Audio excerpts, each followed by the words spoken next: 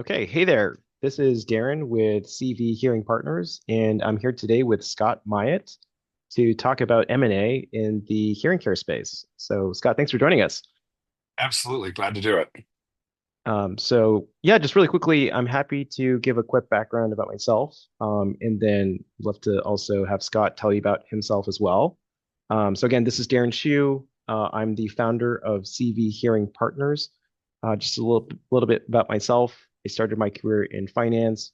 I worked at Citigroup M&A for a couple of years, and then I joined a direct investment fund called Farallon Capital, based here in San Francisco. I also then left to start CV Hearing Partners and also a couple of other platforms in other industries. But CV Hearing Partners is a platform just focused on the hearing care space. I've also been an operator of audiology clinics. And so yeah, that's a little bit about myself. Um, and Scott, do you want to give a quick background about yourself? Sure. I've been doing mergers and acquisitions for just about 20 years now, a little bit more than 20 years. And I've been doing them specifically in audiology and healthcare for about the last 18 years. Um, and it's been a fun journey, an interesting journey, not something I would have thought that I'd be doing 25 years ago, but here we are. Yeah. And you recently started kind of your own thing as well, right? I did. I was with Hill Advisors for a number of years, and they just kept growing and getting bigger and bigger, and left on great terms. But the deal sizes that they were looking for kind of preclude them from doing a whole lot in the audiology space. And I've just really come to love this space. It's great to be working in an industry that actually helps people instead of just cranking out more widgets. Actually changing lives, and it's great to be a part of it. And I've been building the network in this industry for almost 20 years now, and wasn't ready to leave it. So I launched my own thing, and it's Newman Creek Advisors, and just started that in August of last year. Okay. Yeah. No, and we've worked together in the past, and you've sold me practices. So yeah, just so that everyone knows.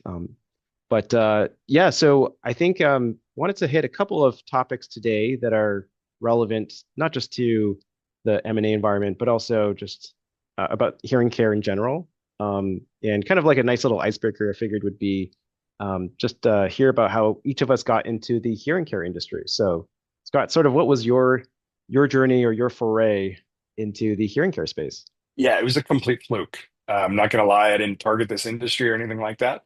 I was doing acquisitions for a private investor, and essentially he ran out of money. And a good friend of mine happened to see a job posting for a hearing aid manufacturer who needed an M&A person. So, long story short, I applied and got the job, and that was with Sonic Innovations back in 2006. And that was my first job in the industry, and I went around and basically built up what is now called Hearing Life. They later sold to Oticon, and that's really how I got started. It was kind of a fluke. I was good at M&A, and they needed an M&A person, so Yeah. Yeah, no, there you go. Um, yeah, for me, it's interesting. I sort of fluked into the industry as well. So my sister-in-law is an ENT surgeon at UCSF, and she'd done a lot of work on specifically, hearing and the perception of music for those that are hearing impaired. And yeah, that was like the focus of her research, and just learning about the space through her was kind of how I got interested in audiology. And to your point earlier, I think something that's great about the space is it's an industry that really cares about the patients for the most part. Obviously, not all the time, but certainly that's the ethos that I think the good operators aspire to live up to. So absolutely. yeah. Okay, so next topic is tailwinds and headwinds facing the industry today. I mean, Scott, you've been around the industry for a long time. What are sort of your takes on the tailwinds and headwinds for the industry? It's one of those things like they say the only constant is change, right? When I first started in the industry, everybody was worried about Costco and Sam's Club getting into the game, and they did, but yet the good operators survived and are doing just fine. and are flourishing. And then after that, it was these third parties, and still the good operators are finding ways to either not use them or use them strategically, and they're getting through it. And so, yeah, there's a lot of headwinds. I mean, you can say Apple could be developing hearing aids. I don't think they're truly interested in making a true hearing aid as much as just using AirPods. There are different things, but I think that the more things change, the more they stay the same. We're always going to have external threats, Right. right? Right. Um, 50 years from now, there might be Rogaine for the hairs in your ears or a drug that you can take or something. But I don't Right. see anything like that seriously right now and coming probably in the next 10 to 15, 20 years. Yeah. So, Yeah, for me, I think it always comes back to, the service, right? I think that no matter the prevailing sort of headwinds or tailwinds in the industry, if you can provide a good service, I think that you're kind of immune to that, right? Um, absolutely. I do know, like for us, the pressure from third party has always been there. I would say like one point of maybe optimism is it seems like the TPAs have kind of pushed it as far as they can go in terms of compressing the fee structures. And so, I've always said that it's kind of a race to the bottom.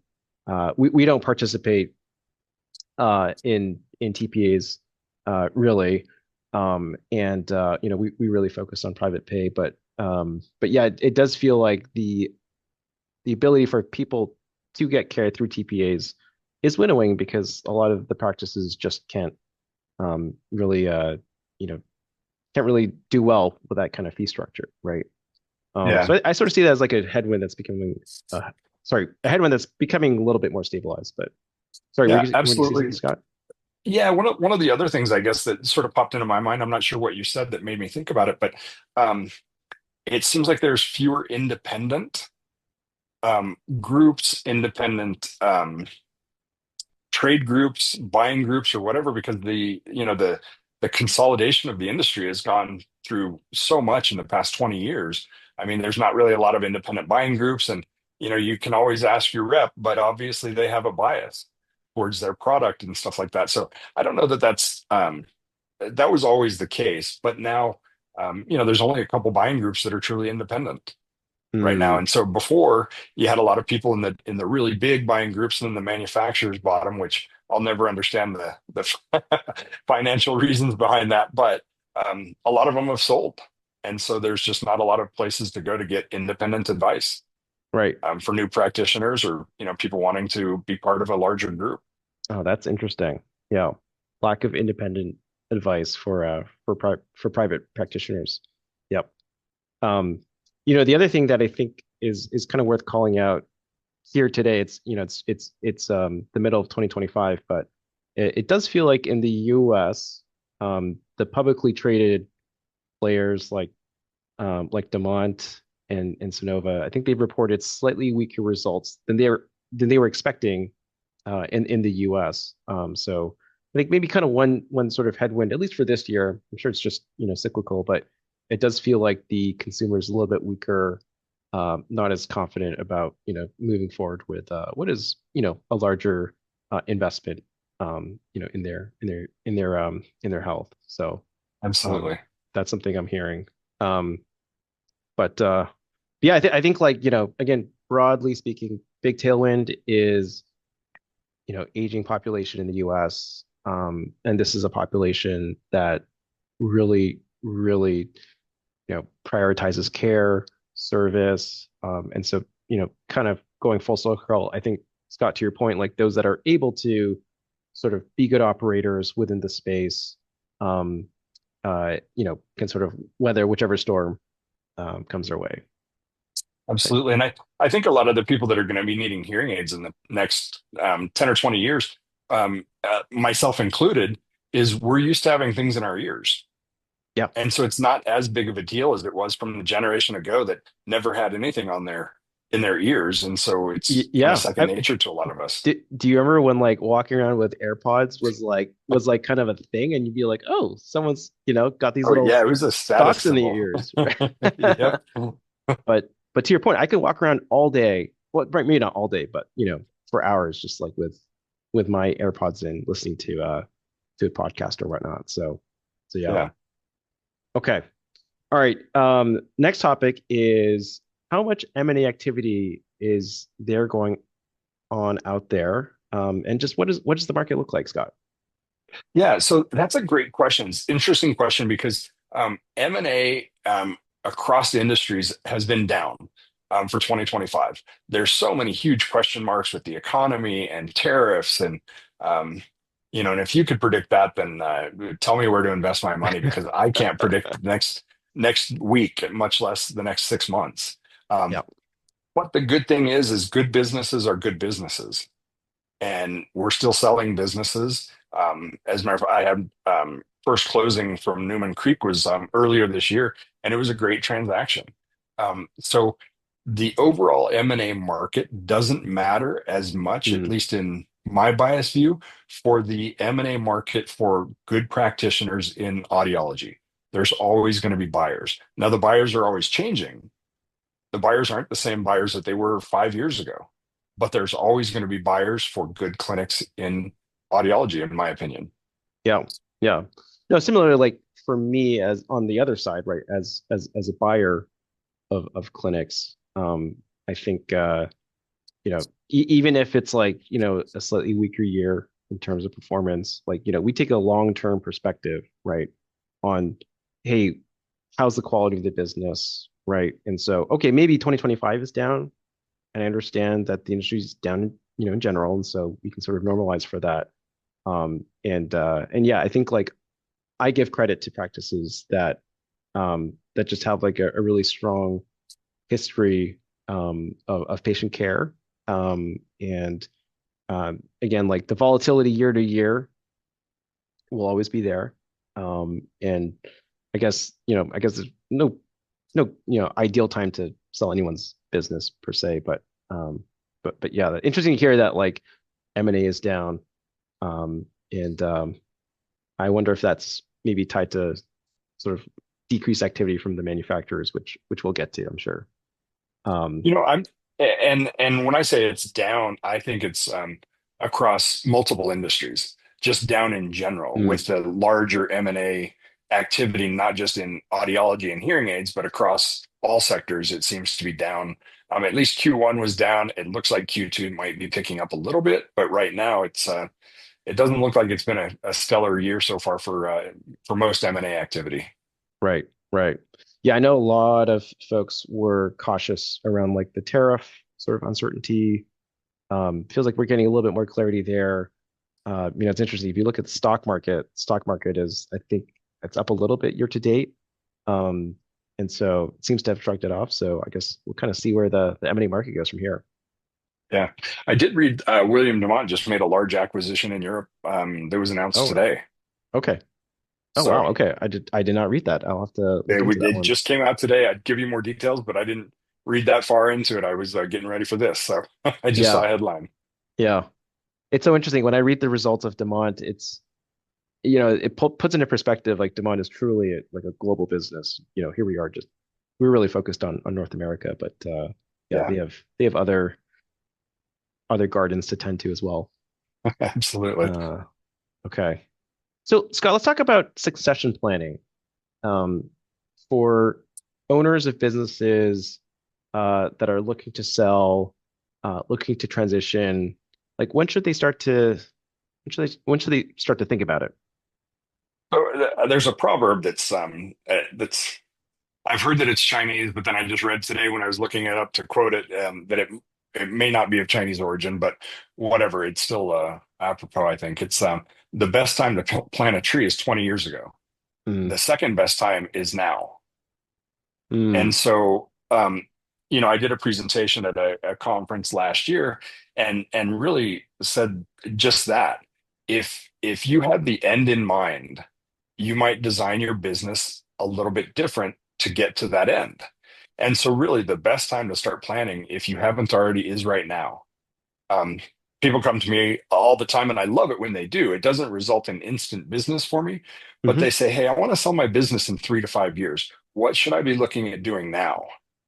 And I love it when they do that because I love that they have the insight to know that they Hmm. need to be doing something like that. Yep. It's sometimes I've had to tell people that I can't take them on as clients when they. I had one case that was it was a sad case, right? It was like the guy needed to be closer to his father because he had dementia or something, and so I don't want to belittle that. But he came to me and said, "Hey, I've got a good business. It's doing about $750,000 in California. Can you help me?" And I said, "Sure, let's talk." And he said, "I need to sell it in the next 2 weeks." And I said, "I'm not your guy. Two That's just weeks. not." Yeah, Yeah. because Yeah. and again, it was an unfortunate circumstance with his father, and I get it. But if and I guess there's a little caveat on there. You want to design your business for the type of exit that you would like. And I'm not going to tell anybody what that exit needs to be or what their goals should be. But if they're maximizing profit and they want to sell for as much money as possible, that might look a little bit different in the planning stages than if they really want to hand it off to the next generation. I'm Right. working with a couple people now that are selling to employees and they're selling at a discount. If they went to market, they could sell for a lot more. They don't Right. care because they've made their money and Right. that's their legacy is handing it off to the next generation. So um, if you want to sell for the most amount of money possible, you do certain kinds of planning, and I can help you with that. You've got tips, I'm sure, but if you want to pass it off to somebody else or sell to an individual, then it might look a little bit different. But regardless, planning for that eventual exit plan, you should be doing it now, regardless of when that plan might Yes. take place. Yeah. No, very, very, very wise. I love that phrase or that saying that you had at the beginning. Um, uh, you know, I think for just a little bit of context about CV Hearing Partners, the reason why we called it CV Hearing Partners is we were really inspired by um, you know, one's legacy, right? And so if you're a selling practice owner, we understand that like your legacy is really important to you, right? For a lot of these owners, this practice is like their child, and they want to make sure that it's going to a safe pair of hands that will take care of patients, take care of staff. And so, what is your CV? It's basically a sum of everything that you've done to date professionally, and we want to maintain that legacy, which is why we called it CV Hearing Partners. Um, Scott, I will say that we've looked at situations together, and I've looked at other situations, potential acquisitions where, yeah, there's practices that are fully transitioned, kind of ready to go, and obviously as a buyer, that's easier to handle. That said, I've also worked with other situations where it's closer to the it's sort of maybe that latter category where there is a little bit more transition work that needs to be done. So whether that's actually helping to find a successor who's a practitioner, um, say like an audiologist to recruit them and then set them up for success, and also transitioning to ownership, or um, you know in other cases, we'd love to help with sort of capitalizing the transaction for the next generation. So if there is, um, a potential uh, successor at the practice who, you know, needs capital to consummate the transaction, we'd raise our hands and want to help out with that sort of thing, right? So, um, And I've got to say, you're one of the only ones around doing that don't tie it to manufactured loans or has lots and yeah, lots of strings attached. And we'll give you the money, but for the next 15 years, you're only going to sell 95% our product and right, right. some other things. So, and by the way, I didn't know that that's the history of CV. I really like that. I just assumed it was from one of your other acquisitions. Yeah, yeah. It definitely inspired by it as well, but the CV, I think, if you come from academia, as a lot of these audiologists may come from, that's quite important to them. Yeah. Um, and And it's tough right now and I'm not just trying to prop you up or anything like that. I love what you're doing and in some of the clinics you're doing now, and you're taking that long view approach of saying, hey, let's help you get somebody in there. Um, and make sure that's the right person. And then let's talk about a transaction because I've got a client that had their one of their long-term employees quit, and we see it, and it's tough because now you're thinking about, okay, I've got to hire somebody in a market that's tough right now to find audiologists, and then to Hmm. tell that person, you not only have to find an audiologist, they have to have similar viewpoints on patient care, and they have to want to buy a clinic eventually, buy your clinic in that area where you are. That's kind of Yes. a big bill right now, right? I mean, Yeah. it's not like there's just It's a list daunting. of audiologists waiting for jobs. Yeah. It's tough. Yeah. And so, it doesn't always work. That's the ideal situation. But I've seen it where, they had the successor lined up, and then the successor's spouse decided to take a transfer to Brazil and 4 weeks notice. Yeah. And this person, the owner, was counting on that person to have them be the successor and take over the business. And life happens, Yeah. right? Wow. Wow. Um, yeah, no, certainly recruiting audiologists, I think is one of the tougher parts of operating a practice these days. Certainly is. But yeah, that's kind of like where we can help. And sort of, as an acquirer, we can potentially help you transition, find a successor, given enough time, right? If you have like a 3-year window where you want to retire after that, we can sort of definitely find the right person in that time period. So, yeah. So Scott, I wanted to ask you about sort of your perspective on those that are looking to sell. What are their options? Who are the typical buyers? Obviously, I'm one of them, but yeah, just kind of like what do you coach people on what to expect from the different kinds of buyers? Yeah, so I'm obviously biased, right? I think everybody should just call me and hire me, and I'll find the buyer for them. But having said that, it's not as easy as it was 10 years ago. 10 years ago, Really? all you had to do was call your rep, whoever you were working with, and all the manufacturers were buying clinics 10 or 15 years ago. And literally, that's all you had to do was call your rep, and you'd have an offer. Mm, It was crazy, but it's a little bit different now because I'm not aware of any manufacturers that are directly acquiring clinics right now. Um, right. there's some that will back consolidators and still give loans, although that's tightening up a little bit too. Hmm. But there aren't any, and please correct me if you know of any, there aren't any that are directly buying clinics. And I say that specifically because we all know that Beltone is aggressively acquiring clinics. They are backed by GN, but it's not GN owned clinics. They're owned by Beltone or the franchisees. And Mm, so okay. it's still a little bit different, but we can go through all the manufacturers and list the hearing aid clinic brands that they've had that they aren't acquiring anymore. I Right. actually haven't done a deal directly with a manufacturer for over 5 years now, and that used to be our bread and butter. We could Right. send it to 5 manufacturers and typically get 5 offers, but it's not like that anymore. So Hmm. to answer your question, the manufacturers aren't the key buyers anymore. We have a number of regional consolidators that we've worked with, like yourself. Um, and then we work with individual buyers. And like I said, I've got a couple of people I'm working with where the employees, their key employees are buying. So it's not just a matter of calling up your rep anymore and selling to that manufacturer. To the Yeah. best of my knowledge, there's not a private equity backed buyer that's buying individual clinics right now. Hmm. Um, if you know of one, by all means, let me know because I might have some clinics to sell to them in the future. But we had a valuations went through the roof a few years ago. We worked Right. closely with Thompson Street Capital Partners. They bought a whole bunch of clinics, um, and that was a big PE roll up. It drove valuations up and made a lot of people happy.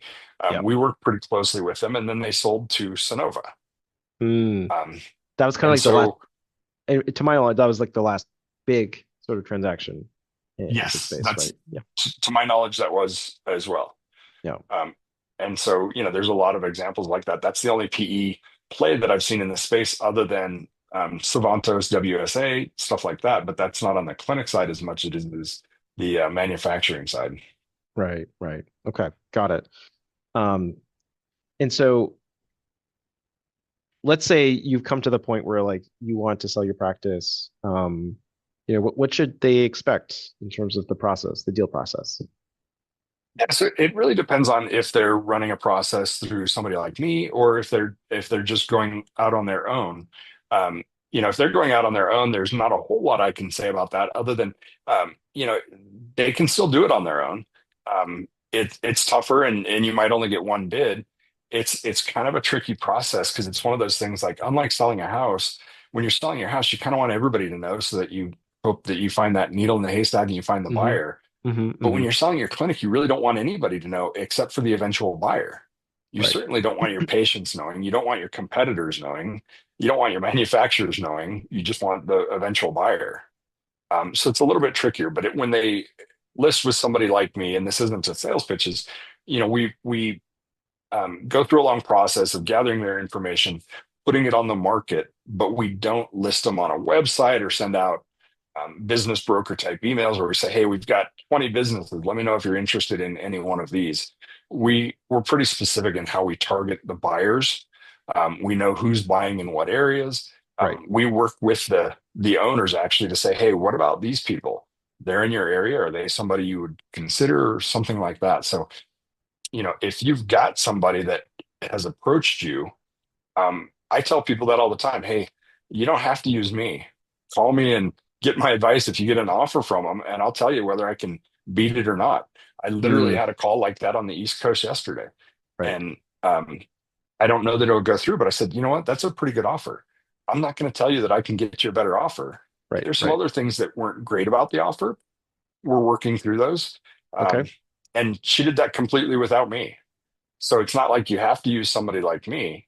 Um, I will say, like, working, having worked with you, obviously you on the other side, what I do appreciate is the ability to have kind of everything laid out in a way that makes sense to a potential buyer, right?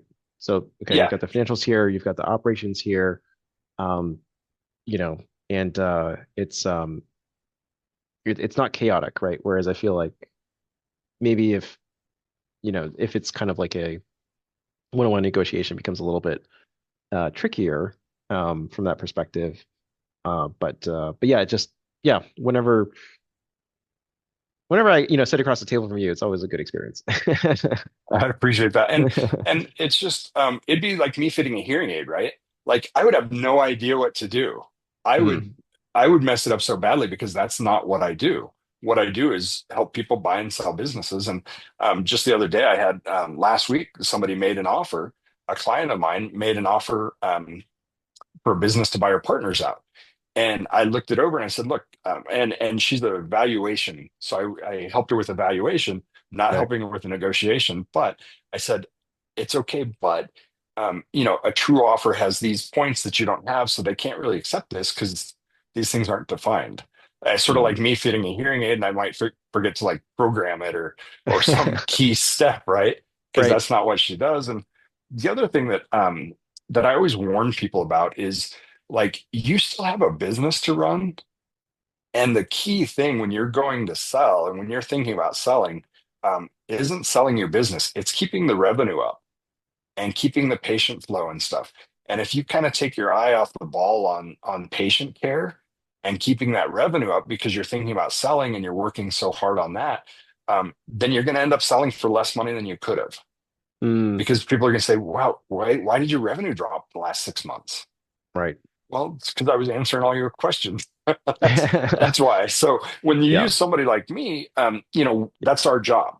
We can focus on that. That's my 9 to 5 job is helping you sell your clinic and helping you keep your eye on the ball of keeping your patients happy, keeping Right. your employees happy, so Right. that you do have a sellable business. Right. Right.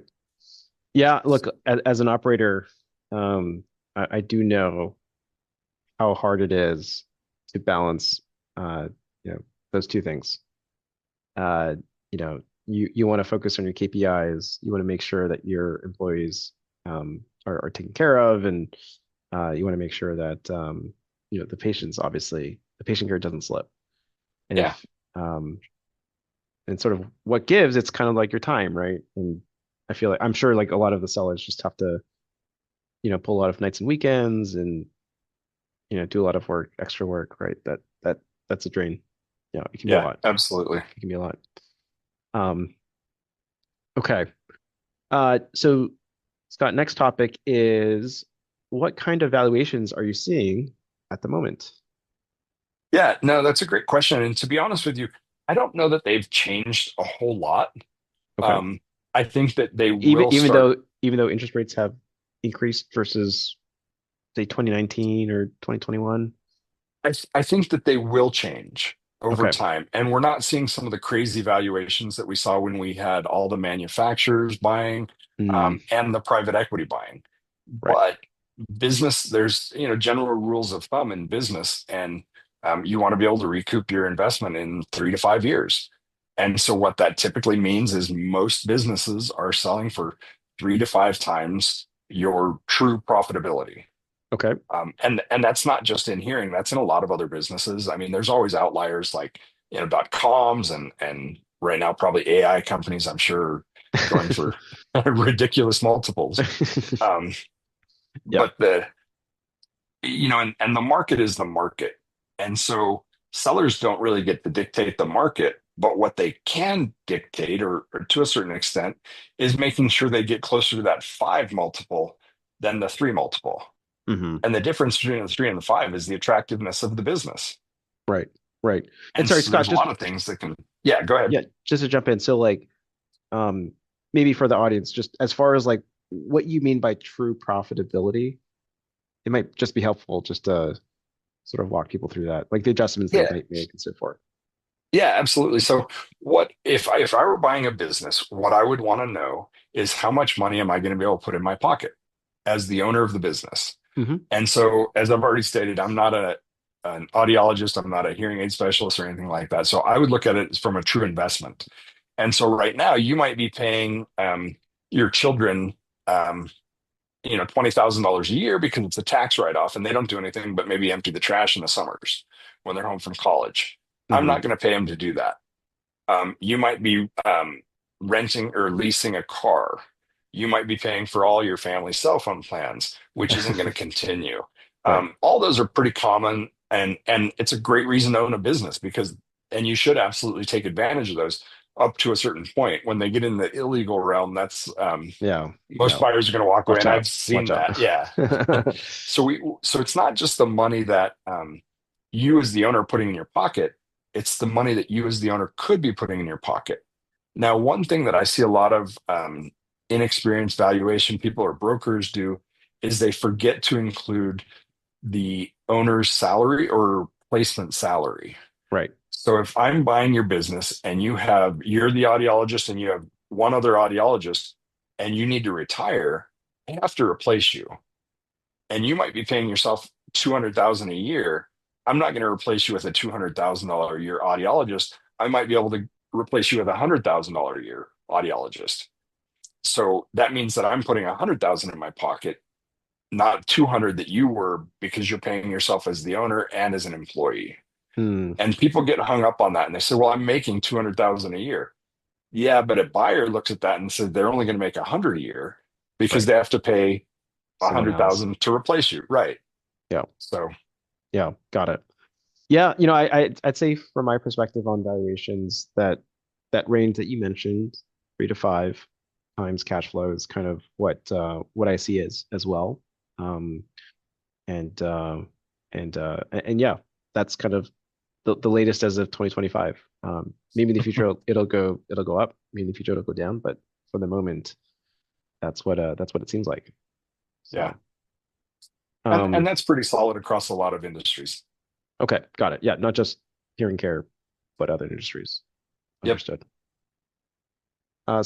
So Scott, do you have any war stories from your many years doing deals in the space or advising on deals in the space? You know, I've seen crazy things, like all of us have, and I've seen great deals and I've seen horrible deals, and everything in between. I've had people that have sold their business to a manufacturer and then bought it back for pennies on the dollar, and Hmm. because the manufacturer couldn't run it, and then they turned it around and got it back to where it was prior to the sale, and they'll hopefully they'll come to me, but if not, whatever, they'll sell it again, and um, a little bit different take on the second bite of the apple, but I've got all kinds of stories. One of the ones that I like telling, it was when I was buying for, so I worked for three different manufacturers buying clinics, Sonic Innovations, William Demont, and then the um, Helix, or it was a subsidiary of Widex. Okay. But one of them, we bought a ladies' clinic, and she actually really liked working for the company. But she had this really strong aversion to going into work in her old office, in her old building. And it was just this mental thing that it used to be hers, and she couldn't go in there as an employee and not the owner or something like that. So she loved Hmm. the company. So luckily, we had other clinics in her area, so we were able to transfer, and she stayed on as a good employee for years after that. She just couldn't go into the old place that used to be hers. Hmm. So Okay. it was kind of interesting. Yeah. Yeah. Yeah. No, certainly, deals always take um, a non-linear path, right? Yeah.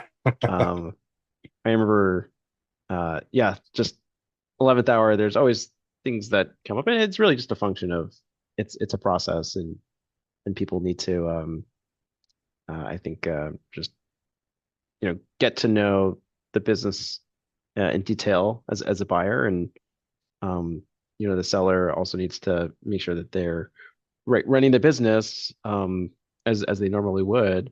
And so it is a lot, right? It is a lot. And so yeah, Yes, no, I mean that's a great point. We had I don't mean to bore you with stories, but we had one lady that um, we were in the process of buying her, and she said that she was inspired to stop marketing 100%, 6 weeks before close. And so when we came to the closing table, the numbers were down, of course, because she didn't do any marketing. And right. she felt inspired to do that. What I think she was inspired to put some more money into her pocket and save on marketing. But we ended up giving her what we call a haircut. We discounted the business because it wasn't worth the same amount, because it wasn't doing the same amount of revenue. Mm, So to your point, absolutely run the company as if you weren't selling it all the way until that check clears and the final documents are signed. right. Um, because you don't want a haircut. And worse than a haircut is this lady, if we would have decided not to buy her business in the 11th hour, she would have Hmm. been stuck having to revive a dog that she created because she stopped Okay. marketing and stuff. And so either way, you don't want a haircut. You also don't want to be stuck with a business that you don't want anymore. Right. Right. Yeah. Okay. So maybe last question before we wrap up, but Scott, do you have any big predictions for the hearing care market? I wish I did. I think there's going to be some more consolidation with the big players. Okay. Um, Amongst the manufacturers, you mean, or just possibly okay. possibly amongst manufacturers.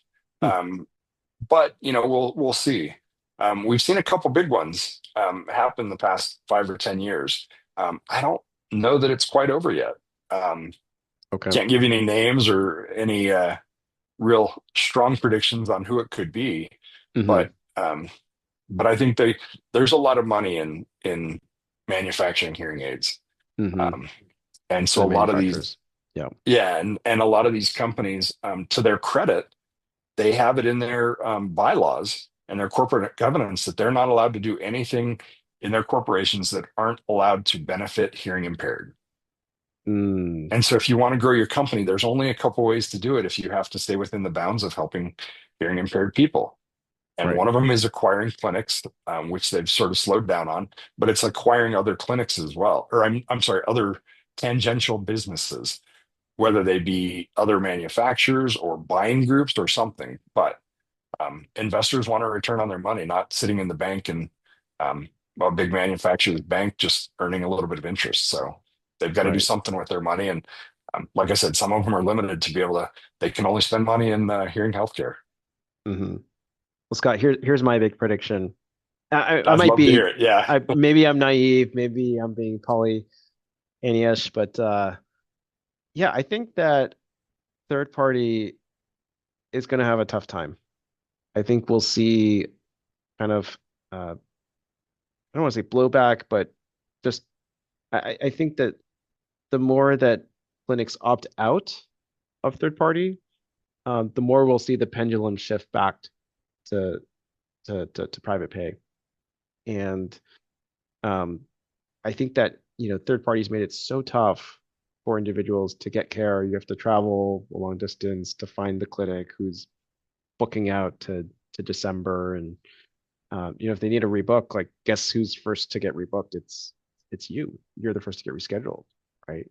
Yeah, And so I know the industry's um has been facing a lot of pressure from third party.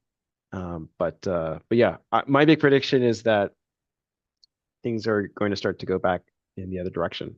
So, um, at least that's my hope. That's my aspiration for the industry. As an absolutely. as an A endless different, optimist. yeah, a Yeah. different, at a different conference last year, the year before, I gave a whole talk on why you shouldn't do third party.